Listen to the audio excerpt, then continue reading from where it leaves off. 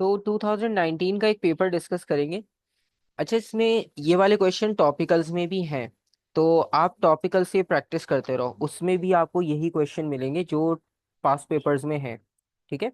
Specific year से इसलिए करवा रहा हूँ क्योंकि इसमें सारे क्वेश्चंस मर्ज होंगे। और 2023 से पहले के पेपर में पहले भी हमने काफ़ी बार डिस्कस किया है कि कुछ क्वेश्चंस ऐसे होंगे जो आपके नए सिलेबस का पार्ट नहीं है। और एक चीज़ और आपको पुराने पेपर्स में ये मिलेगी कि पहले वैल्यू 10 यूज की जाती थी, अब 9.8 यूज की जाएगी। ठीक है, तो बस ये फर्क आपको थोड़ा सा याद रखना होगा। इसलिए मैंने टॉपिकल्स बना दिए थे ताकि ये वाले कंफ्यूजन आपको वहां ना हो। तो जो टॉपिक्स नहीं आ रहे अब, वो टॉपिकल्स में आपको मिलेंगे ही नहीं। ठीक है, कुछ एक दो गलती से अगर रह गए हो तो वो आप पूछ लेना अगर उसमें डाउट हो आपको। ठीक है। इसमें पहले आप ये वाला क्वेश्चन एक देखो, मोमेंट्स वाला। बल्कि हाँ, ये हमने कहीं कल भी मैंने एक बार करवाया था किसी को। तो हम न्यूक्लियर से शुरू कर लेते हैं इसे।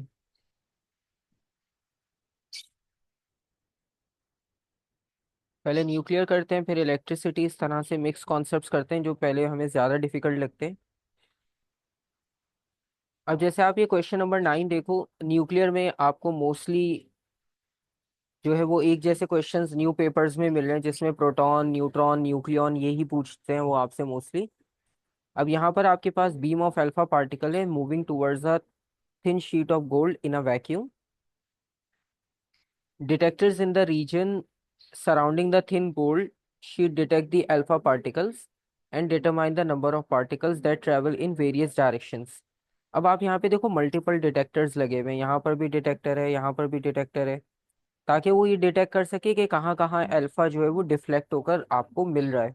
ठीक है, तो उससे एक आपको आइडिया हो जाएगा कि किस किस एंगल में इसकी डिफ्लेक्शन पॉसिबल है और किस एंगल में डिफ्लेक्शन पॉसिबल नहीं है। State and explain what can be deduce from the following observations. ठीक है, तो फॉलोइंग ऑब्जर्वेशन से आप क्या चीज़ जो है वो इसमें से डिड्यूस कर सकते हो, या आपने बताना है। और आपको याद होगा नोट्स में भी डिडक्शंस के नाम से जो है वो एक हेडिंग थी और उसमें 3 पॉइंट्स आपको लिखवाए थे। तो यहाँ पर भी इन्होंने वही चीज़ पूछी है। ठीक है, और अब यहाँ पर उन्होंने आपको पहली बात बताई है, उससे रिलेटेड आपने आंसर लिखना है। इसमें है the majority of alpha particles pass through the gold sheet undeflected and are detected on the far side। तो पहली बात उन्होंने ये कही कि most of the alpha particles जो है वो स्ट्रेट जा रहे हैं बिना किसी डिफ्लेक्शन के। ठीक है, तो इससे आपको ये पता चलेगा कि न्यूक्लियस जो है वो स्मॉल है, इसलिए बहुत सारे जो अल्फा पार्टिकल्स हैं वो बिना कहीं डिफ्लेक्ट हुए हुए स्ट्रेट जा रहे हैं। ठीक है।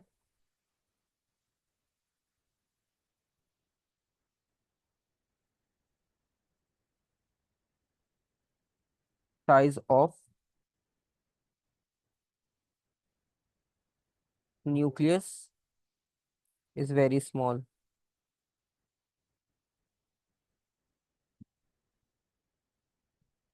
और दूसरे इसकी एक्सप्लेनेशन ये होगी, ये हमें इसलिए पता चला क्योंकि जब इतने सारे अल्फा पार्टिकल्स बिना डिफ्लेक्टेड जा रहे हैं तो इसका मतलब है उनको रोकने या डिफ्लेक्ट करने वाला कोई भी नहीं है। ठीक है, तो इसलिए आप यहाँ पर सिंपल लिख सकते हो, because very few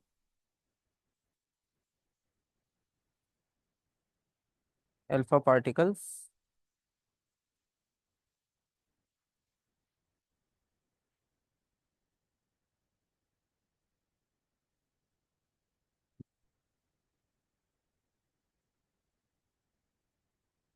near to a nucleus.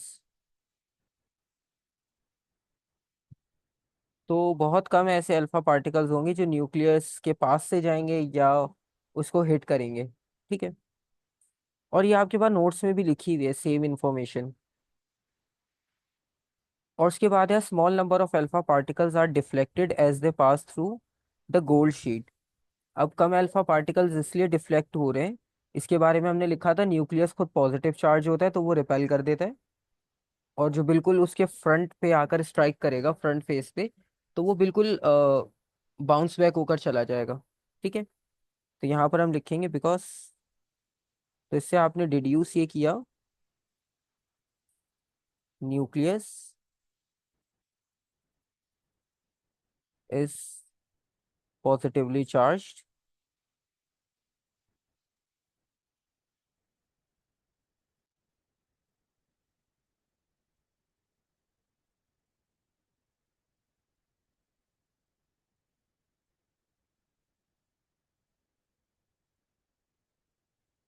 तो because of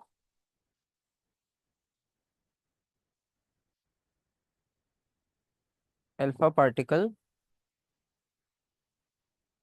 sorry, because of positive charge, because of positive charge on nucleus, क्योंकि अल्फा खुद भी पॉजिटिव होता है, एक्सपीरियंस रिपल्जन।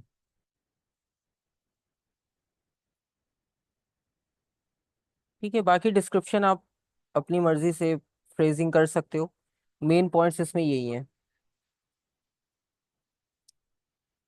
उसके बाद थर्ड पार्ट है, very small number of alpha particles are deflected through very large angles.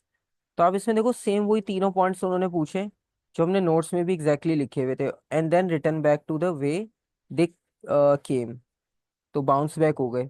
तो bounce back होने का मतलब ये हुआ कि यहाँ पर उन्होंने बिल्कुल उसको फ्रंट पे जाके जो है वो हिट किया होगा, इसी वजह से वो बाउंस बैक होकर वापस आ गए। ठीक है, because of repulsion.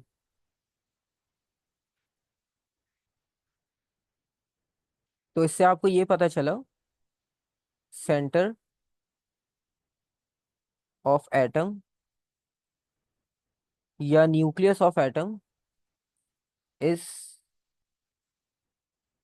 Dense.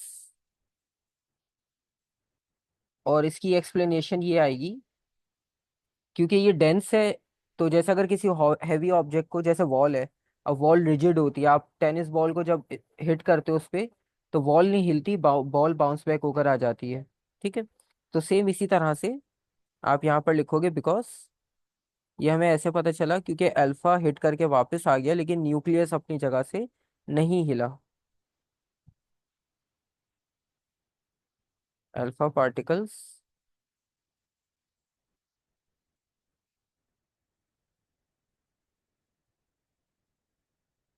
Bounce back and nucleus stage. ठीक है, और बी पार्ट है, a beam that consist of both alpha particles and beta particles is passed through a region of space where have a magnetic field perpendicular to the direction of the beam. So state two ways in which the deflection of alpha particles differ from beta particles. ये भी हमें बहुत clearly पता है, alpha और beta दोनों अलग अलग डायरेक्शन में डिफ्लेक्ट होते हैं। एक तो बात ये होती है, सो दे डिफ्लेक्ट्स इन ऑपोजिट डायरेक्शन।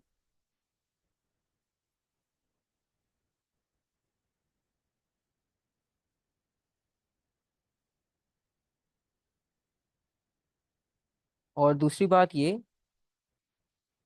कि अल्फा जो है वो छोटे एंगल से डिफ्लेक्ट होता है, क्योंकि अल्फा हैवी है तो उसे बेंड होने में अपने रास्ते से टाइम लगता है, लेकिन बीटा लाइट है तो वो जल्दी डिफ्लेक्ट हो जाता है। So beta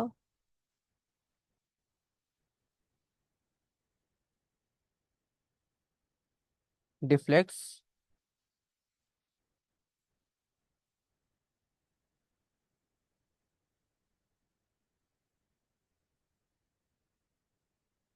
with greater angle.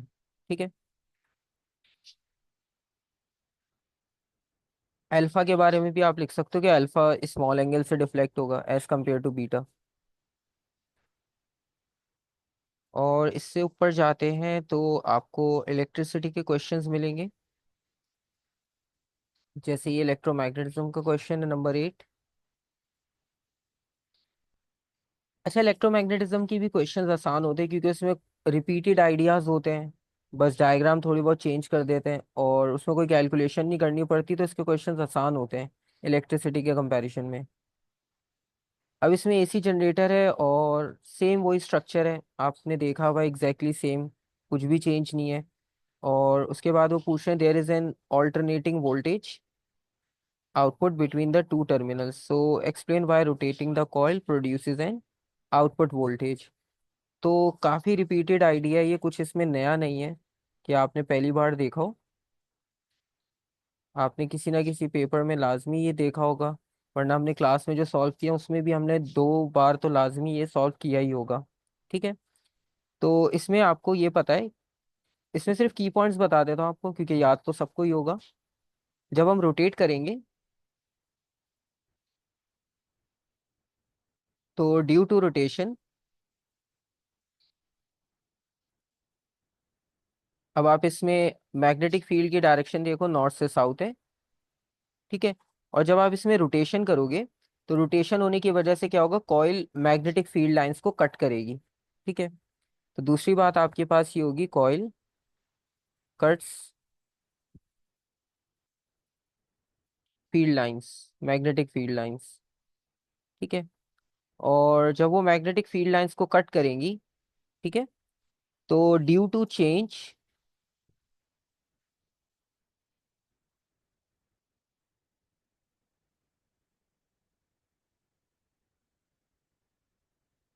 In magnetic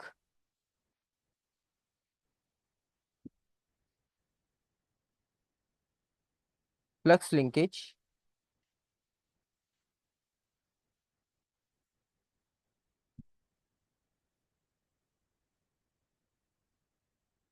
ठीक है, तो due to magnetic flux linkage EMF induce हो जाएगा।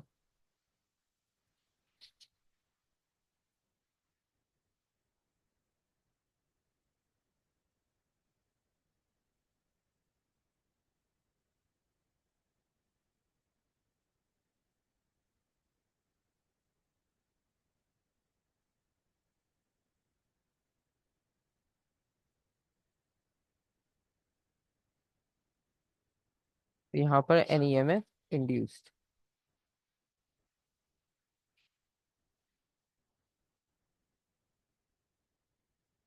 और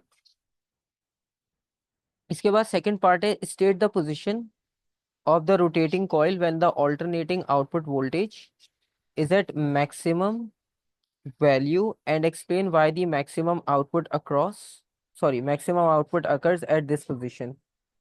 तो क्वेश्चन ये है कि आपने पोजीशन स्टेट करनी है when alternating output voltage is maximum.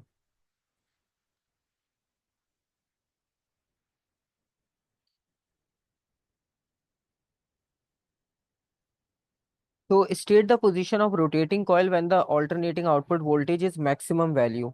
ठीक है, और इसका रीजन भी बताने कि इस वक्त जो पोजीशन आप लिख रहे होगे तो उस वक्त मैक्सिमम क्यों होगी।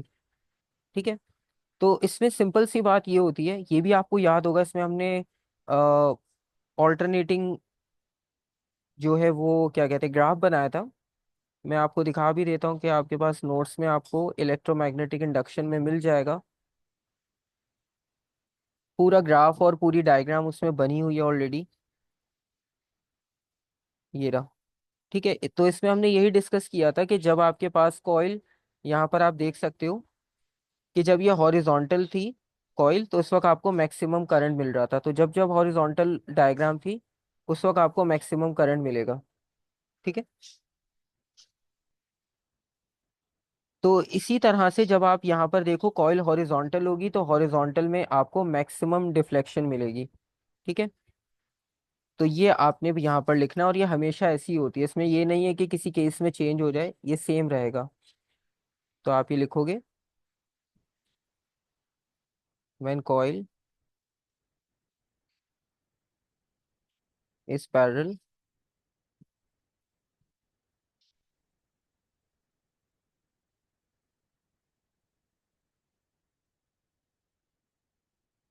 To the magnetic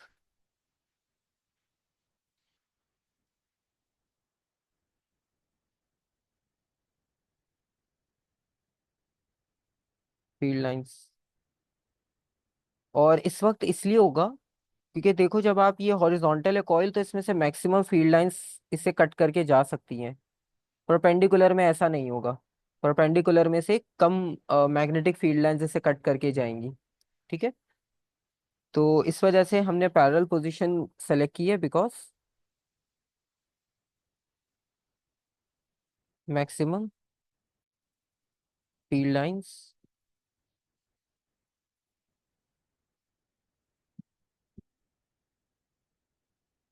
cuts the coil. ठीक है, तो कोई नया कॉन्सेप्ट नहीं है इसमें, सेम पुराने कॉन्सेप्ट पे ही काम कर रहे हैं। और बी पार्ट में है, एक लैंप है।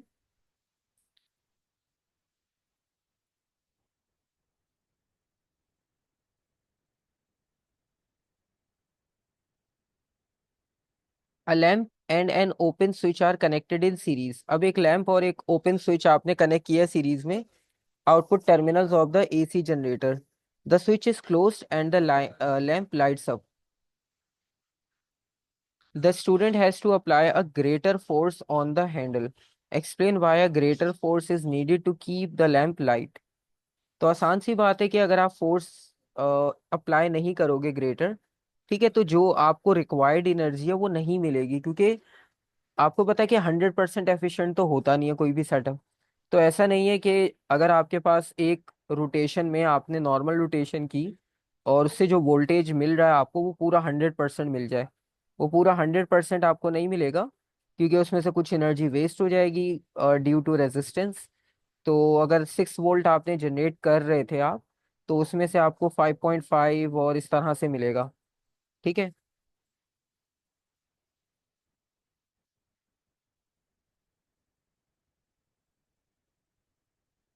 तो इस वजह से यहाँ पर इसका आंसर हो जाएगा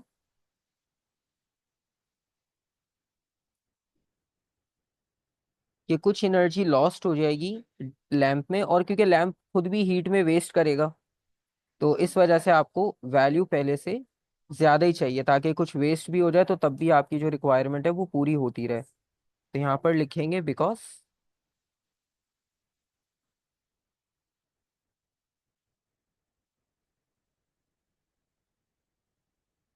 it generates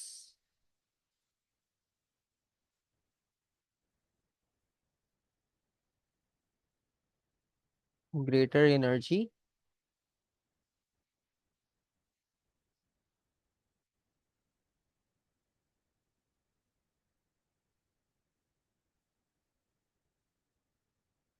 and some energy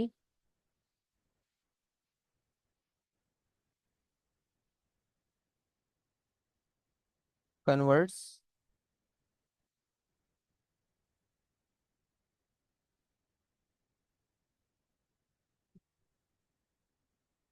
into the waste form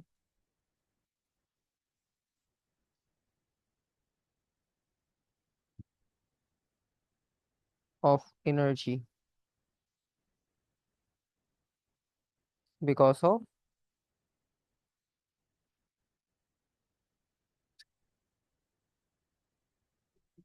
resistance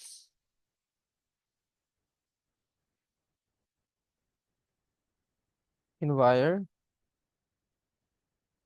and lamp.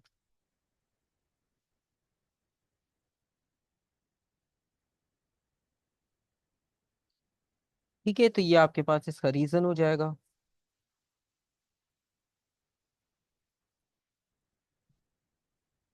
और 8 मार्क्स का ये भी क्वेश्चन था, तो कुछ खास मुश्किल भी नहीं था। इलेक्ट्रिसिटी पे आते हैं।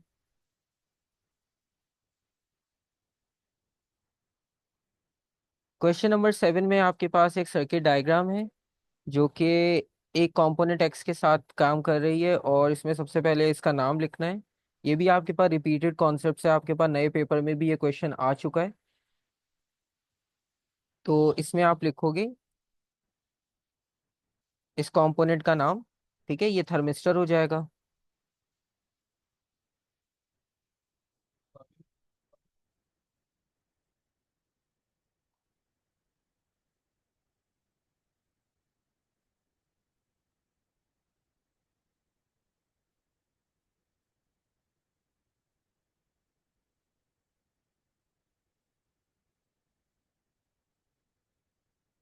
और बी पार्ट में है the EMF of the battery is capital E, और स्विच अभी क्लोज कर दिया, यानी सर्किट आपके पास कंप्लीट हो जाएगा। ठीक है।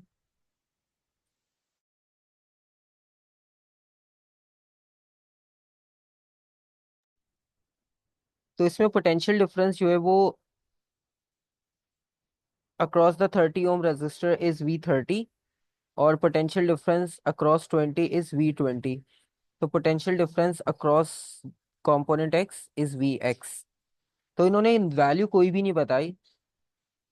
अब आपने करना ये कि इक्वेशन बतानी है जो VX को V30 से रिलेट कर सके और VX को E और V20 से रिलेट कर सके।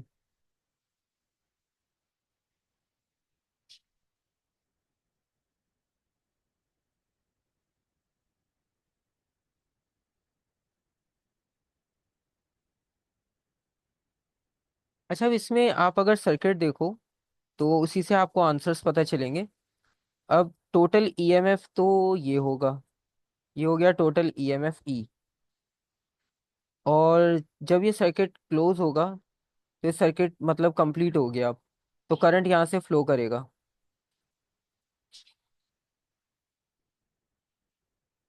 करंट यहाँ से फ्लो करेगा, और फ्लो करने के बाद जब वो इस जंक्शन पे पहुंचेगा तो वो दो जगह चला जाएगा। लेट सपोज एक यहाँ चला गया I1 और एक यहाँ चला गया I2। तो यहाँ पे करंट डिवाइड हो जाएगा, लेकिन इन दोनों के बीच में पैरेलल कॉम्बिनेशन की वजह से वोल्टेज रहेगा सेम। ठीक है। तो इसका मतलब ये हुआ कि जो एक्स कंपोनेंट का वोल्टेज था, यानी जिसे आप VX कह रहे हो,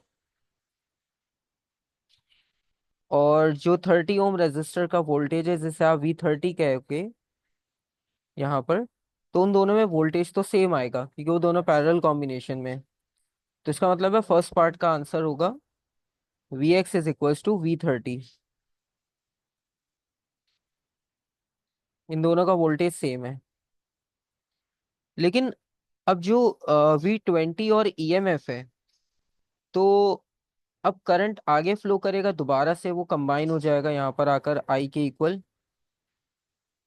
अब ये जो 20 ओम रेजिस्टर है, ये इन दोनों के साथ सीरीज में है। तो अब इसका वोल्टेज अगर आपने फाइंड आउट करना हो तो इसके लिए आप क्या करोगे कि जो ईएमएफ की वैल्यू है उसमें से इन दोनों का शेयर माइनस कर देंगे। जो बचेगा वो 20 ओम का शेयर हो जाएगा। ठीक है। तो इसका आंसर होगा,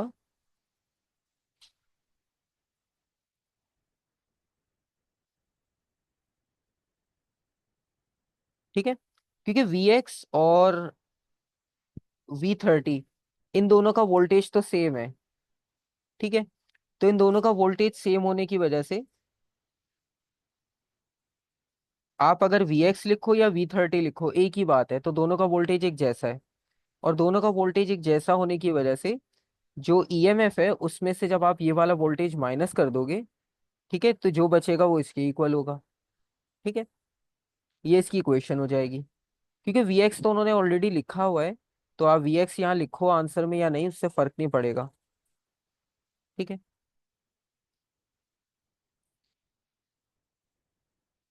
V30 + VX क्यों नहीं होगा? ओके। अच्छा, इसमें प्रॉब्लम पता है क्या है? उन्होंने कहा है आपको VX को रिलेट करना है E और इसके साथ। तो आपकी इक्वेशन में ये तीन नाम होने जरूरी हैं, तो इसलिए हमने इन तीन के अकॉर्डिंगली लिखा है। ठीक है। अगर आप V30 लिखोगे तो V30 हमारी रिक्वायरमेंट में है ही नहीं, सेकंड पार्ट में स्पेशली। फर्स्ट में तो है, सेकंड में नहीं है। तो इस वजह से। ठीक है। E और V20 और VX ये तीन होने चाहिए। तो ये तीनों आ गए। सही है।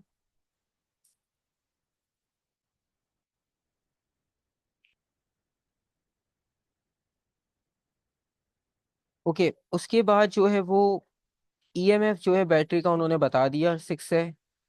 रेजिस्टेंस 15 ओम्स है। Total resistance of the circuit आपने बताना है कितना होगा।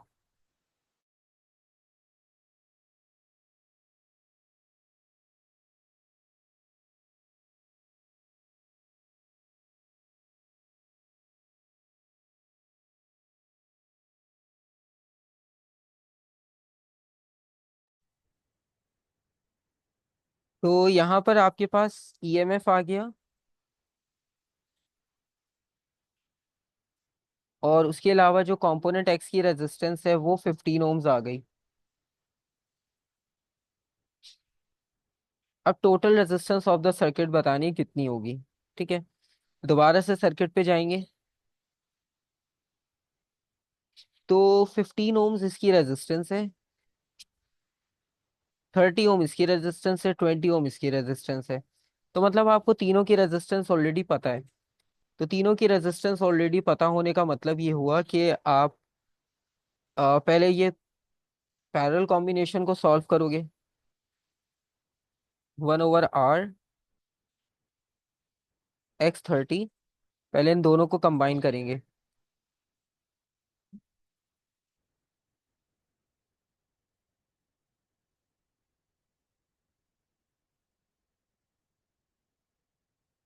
ठीक है, तो इनकी वैल्यूज आ जाएंगी 1/15 प्लस 1/30।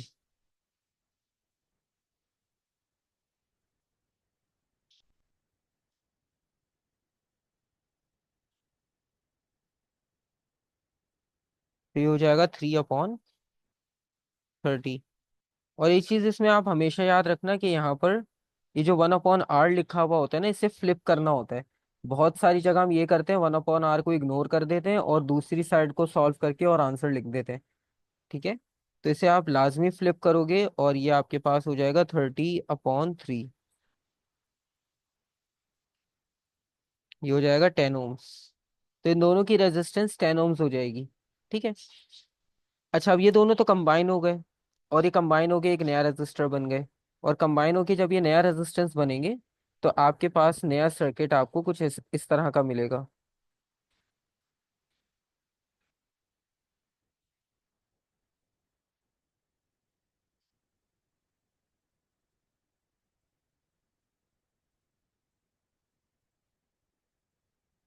इस तरह से।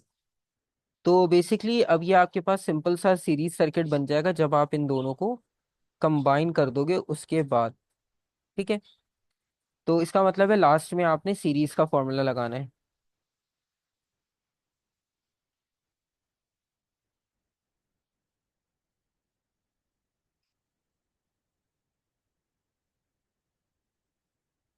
तो टोटल रेजिस्टेंस आपके पास बन रही है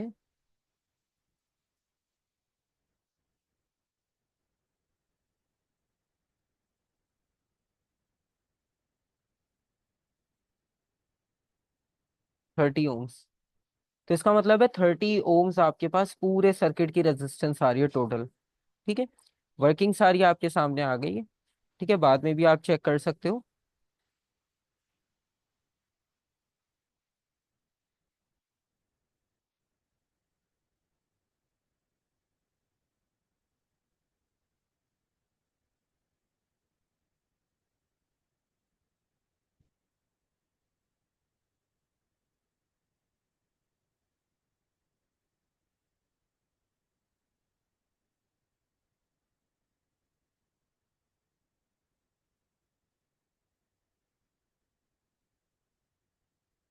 अब इसमें एम मीटर की आपने रीडिंग बतानी है कितनी होगी। एम मीटर का मतलब है कि टोटल करंट की वैल्यू, क्योंकि एम मीटर हमेशा टोटल करंट को रिकॉर्ड करके बताता है। ठीक है, अब इसके लिए हमें क्या करना होगा। एम मीटर हमेशा टोटल करंट की वैल्यू रिकॉर्ड करता है, ये आपने याद रखना है। तो अगर आप फॉर्मूला अप्लाई करना चाहते हो तो आप टोटल करंट, टोटल वोल्टेज और टोटल रेजिस्टेंस लोगे। ठीक है, उसने आपसे पहले टोटल रेजिस्टेंस कैलकुलेट करवा लिए, तो करंट फाइंड करना मुश्किल नहीं है।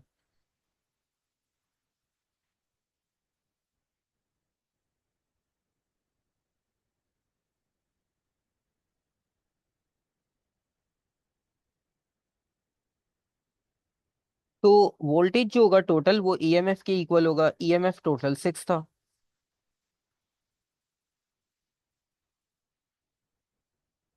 30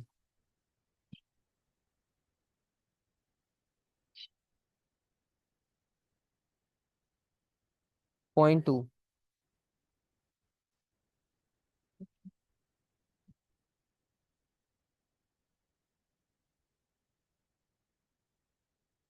और उसके बाद है the temperature of component X increases, state and explain what happens to the ammeter reading.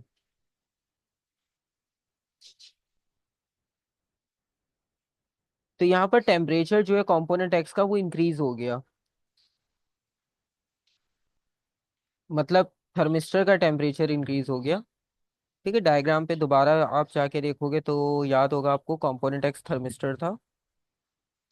तो इसका टेम्परेचर अगर इंक्रीज होता है तो आपको याद होगा कि ये इन्वर्सली प्रोपोर्शनल काम करता है, इसकी रेजिस्टेंस कम हो गई होगी, वोल्टेज भी कम हो गया होगा। तो इसका मतलब है इसका वोल्टेज का शेयर कम हो चुका है। अब वो कह रहे हैं what happens to the reading. ठीक है, तो रेजिस्टेंस कम हो गई, तो एम मीटर का काम है करंट को रिकॉर्ड करना, तो करंट की वैल्यू बढ़ जानी चाहिए। ठीक है,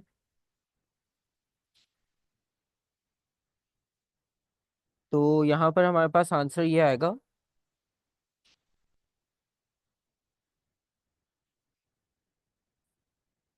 व्हेन टेम्परेचर इंक्रीजेस तो रेजिस्टेंस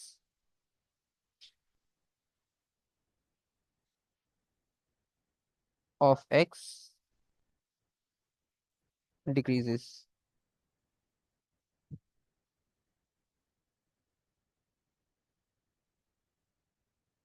और एक्स की वैल्यू की डिक्रीज होने का मतलब ये हुआ कि एम मीटर की रीडिंग जो है वो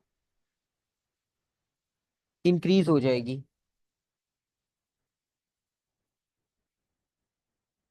करंट, मतलब हम ओवरऑल बात करेंगे, current in the circuit increases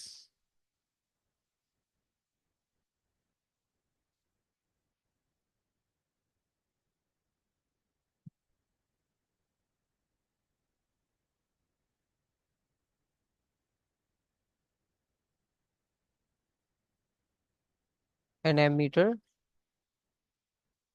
shows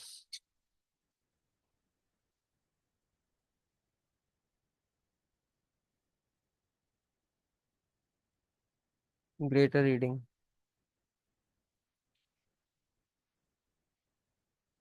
ठीक है, ये इसका आंसर हो जाएगा।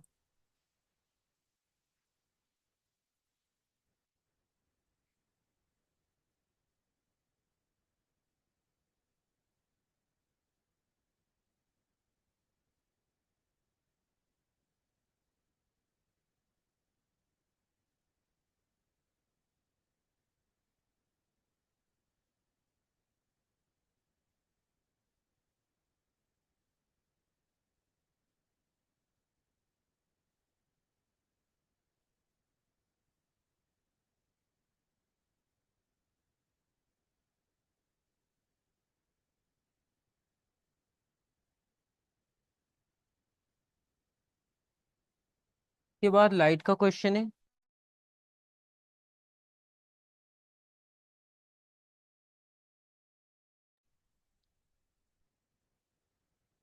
क्वेश्चन नंबर 6 है, green light of frequency 5.7 exponent 14 hertz is traveling in air. At this speed, the light is incident on the surface of a transparent solid. Figure 6.1 shows the wavefronts and the direction of travel of light in the air. The light travels more slowly in transparent solid.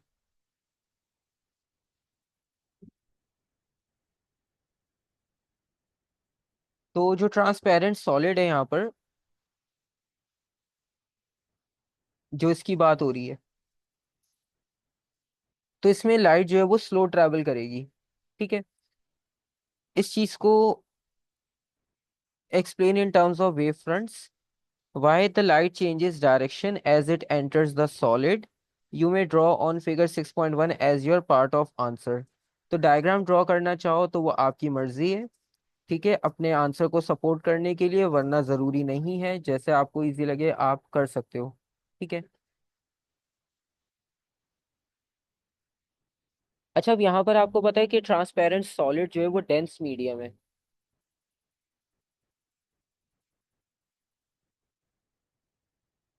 ठीक है, और यहाँ पर light रे जो है वो enter हो रही है मोर डेंस मीडियम में, तो जब डेंस मीडियम में लाइट ट्रेवल करती है तो वो टुवर्ड्स द नॉर्मल बैंड होती है, ठीक है।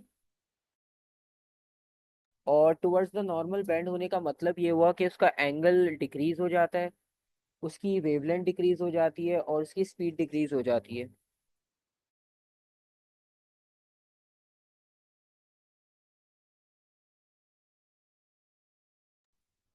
तो बेसिकली इसमें हम ये लिखेंगे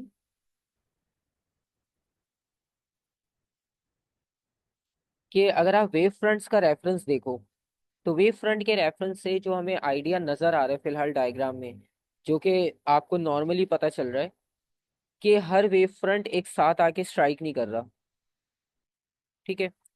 सब अलग अलग पॉइंट पे आके हिट कर रहे हैं, और सबके अलग अलग आकर हिट करने की वजह से इसकी जो डायरेक्शन है वो चेंज हो जाएगी, ठीक है। और वेव फ्रंट्स जो है वो कुछ डिले हो जाएंगे, मतलब कुछ रिफ्रैक्ट हो चुके होंगे, कुछ अभी होने बाकी होंगे, वो जो बैक साइड से अभी आ रहे हैं। तो इस डिले की वजह से और डिफरेंट पोजीशंस की वजह से जो वेवलेंथ है वो चेंज हो जाएगा और एंगल भी चेंज हो जाएगा। तो वेव फ्रंट्स के रिस्पेक्ट से उन्होंने पूछा है, तो आप यहाँ लिखोगे not all wave fronts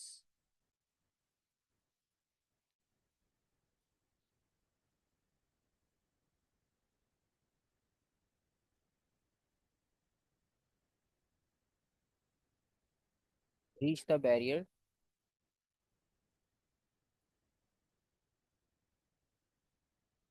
eight a time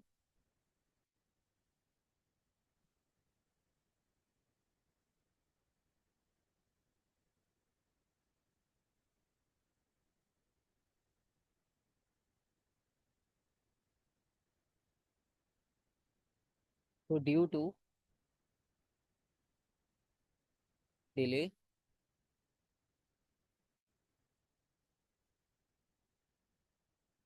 in wave fronts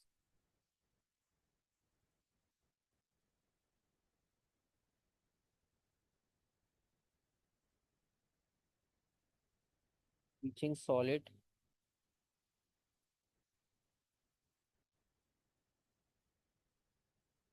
wavelength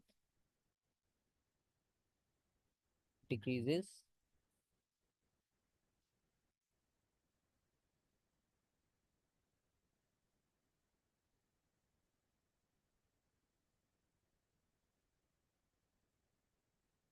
क्योंकि सब अलग अलग रेट पे डाइफ्रैक्ट हो रहे हैं, सॉरी रिफ्रैक्ट हो रहे हैं।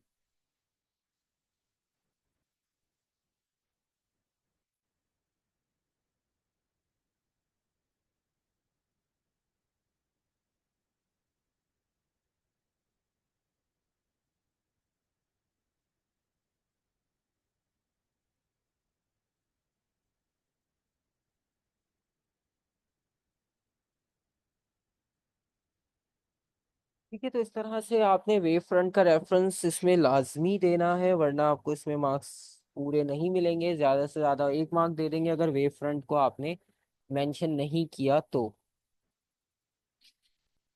उसके बाद बी पार्ट में the refractive index of the transparent solid is 1.3।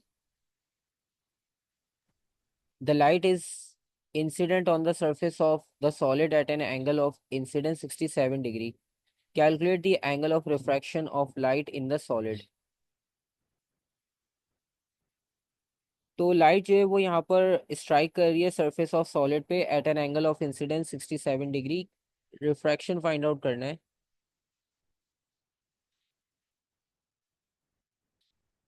तो सिंपल है, N is equals to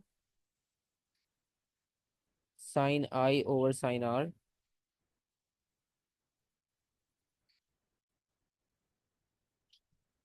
are is equals to sine inverse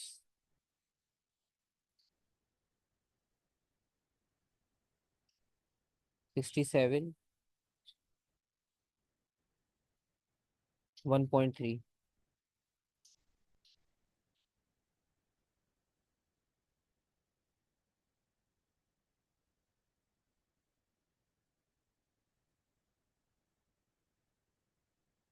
तो sine inverse sine 67 divided by 1.3। 45।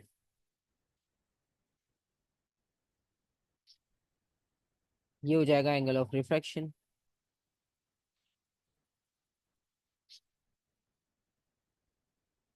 और उसके बाद वेवलेंथ आपने फाइंड आउट करनी है। तो बेसिकली इसका वो फॉर्मूला आपको पता है, v is equals to F lambda. ठीक है। और अच्छा, फ्रीक्वेंसी हमें दी ही नहीं है, बल्कि हाँ गिवन है।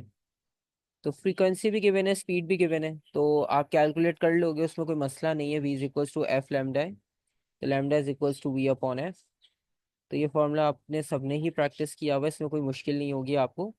दोनों की वैल्यूज गिवन है, तो आप इसकी वेवलेंथ कैलकुलेट करके यहाँ पर इसे कंप्लीट कर लेना। ठीक है, इसमें कोई मुश्किल नहीं है। इसके बाद नेक्स्ट क्वेश्चन देखते हैं कौन।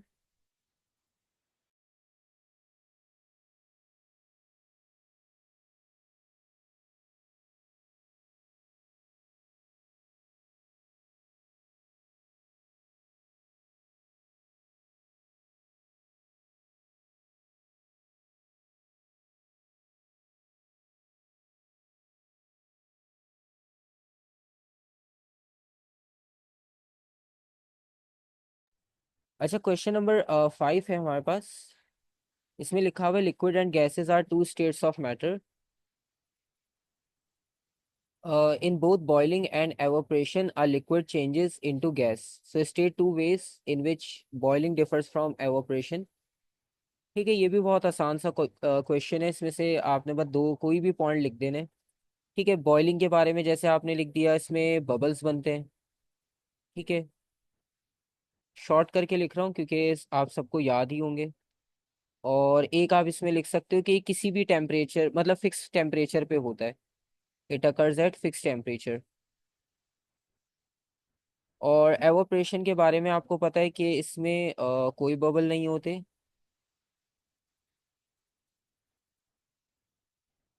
और इसमें जो टेम्परेचर होता है वो कोई भी टेम्परेचर हो सकता है।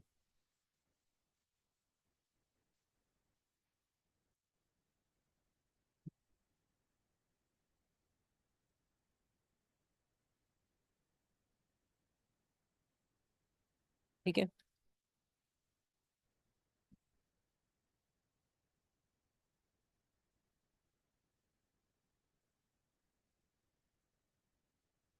तो ये आपके पास पॉइंट्स आ गए। इसके अलावा भी बहुत सारे पॉइंट्स हैं, तो आपको पता है आप कोई सा भी यूज कर सकते हो।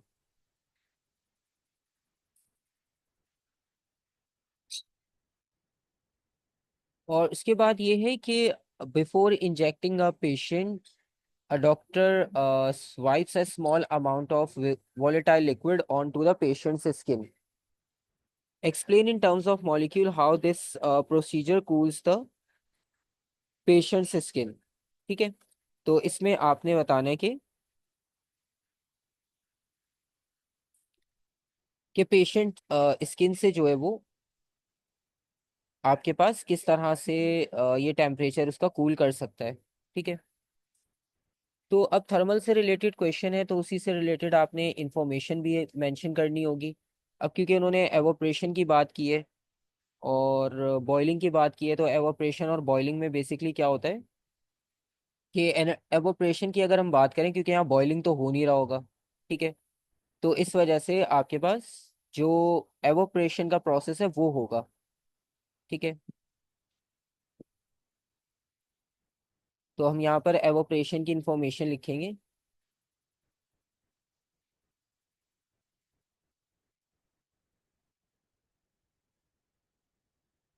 क्योंकि उन्होंने पूछा आपसे in terms of molecules.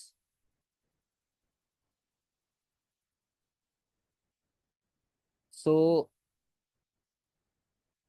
Because of evaporation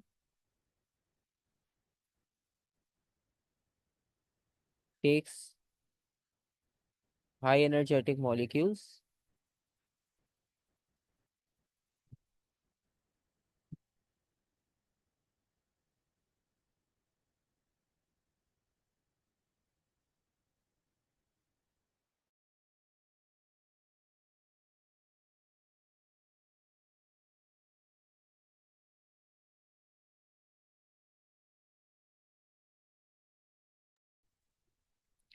और इसमें हाई एनर्जेटिक पार्टिकल्स जो है वो स्केप हो जाएंगे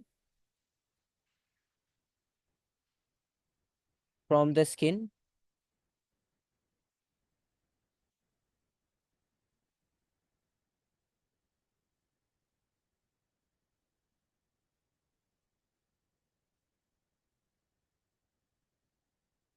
अब क्योंकि 4 मार्क्स के लिए तो इसमें आपने सारी इंफॉर्मेशन जितनी हो सकती है वो ऑपरेशन में पार्टिकल से रिलेटेड वो सब लिखनी है। ठीक है, क्योंकि 4 मार्क्स भी चाहिए। क्योंकि अगर हम सिर्फ इतना लिख देंगे कि हाई एनर्जेटिक पार्टिकल्स यहाँ से लीव कर जाएंगे और लो एनर्जेटिक पार्टिकल्स रह जाएंगे जिसकी वजह से टेम्परेचर डिक्रीज हो जाएगा, तो इसमें वो आपको 2 मार्क्स दे देंगे ज्यादा से ज्यादा, क्योंकि आपने दो बातें बताई हैं कि हाई एनर्जेटिक पार्टिकल्स चले गए, लो एनर्जेटिक पार्टिकल्स रह गए।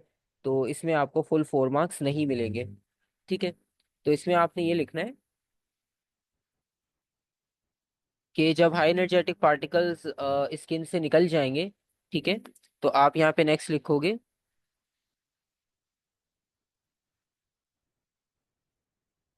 Average speed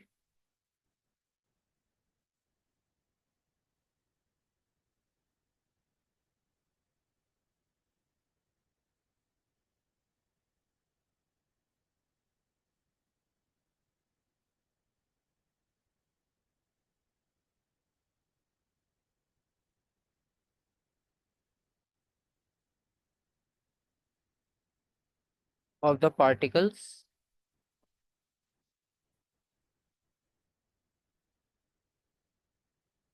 decreases.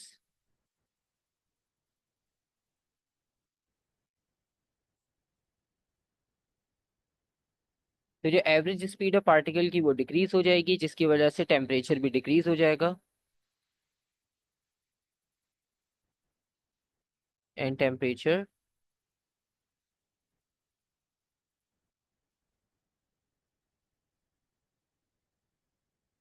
Of the particles decreases.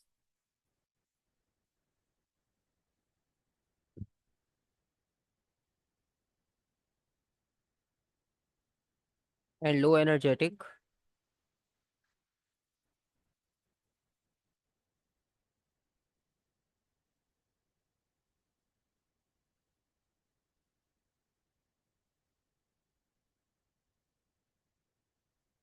Left on the surface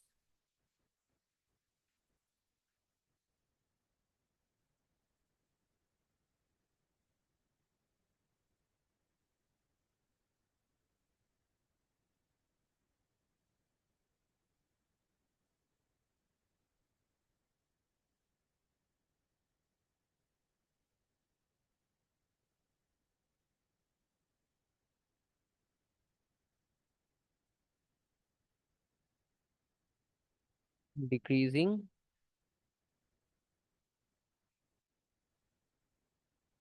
और कॉजिंग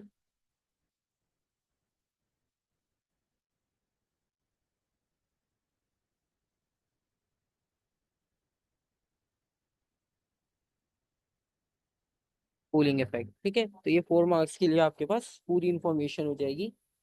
इसमें आपने कंप्लीट, क्योंकि काइनेटिक एनर्जी डायरेक्टली प्रोपोर्शनल होती है टेम्परेचर के, तो जब एनर्जी कम होगी तो टेम्परेचर भी इसका मतलब है डिक्रीज हो जाएगा।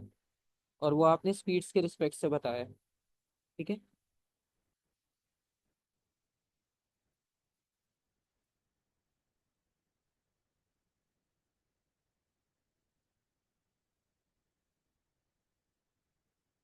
और बी पार्ट है gas can be compress but liquids are incompressible.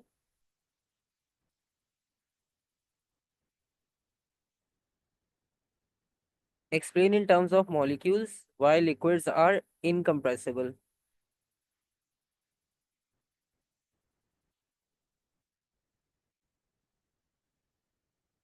तो यहाँ पर आपने बताना है लिक्विड्स इनकम्प्रेसिबल क्यों होते हैं। इसका रीजन सिंपल सा है कि उनके बीच में इतना ज़्यादा स्पेस नहीं होता गैस की तरह से, क्योंकि गैस तो काफ़ी दूर होते हैं पार्टिकल्स, लेकिन लिक्विड में इतना स्पेस नहीं होता। Space between liquid particles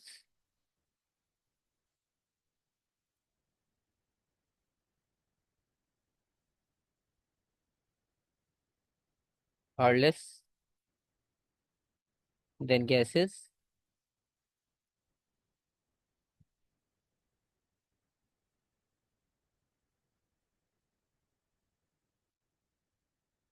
and strong intermolecular force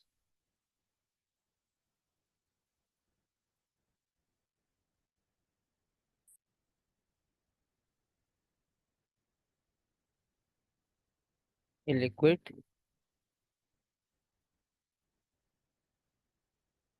so becomes difficult to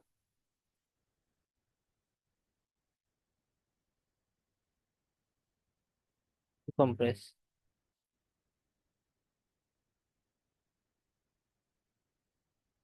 ठीक है, ये आपके पास पार्ट ये भी कंप्लीट हो गया।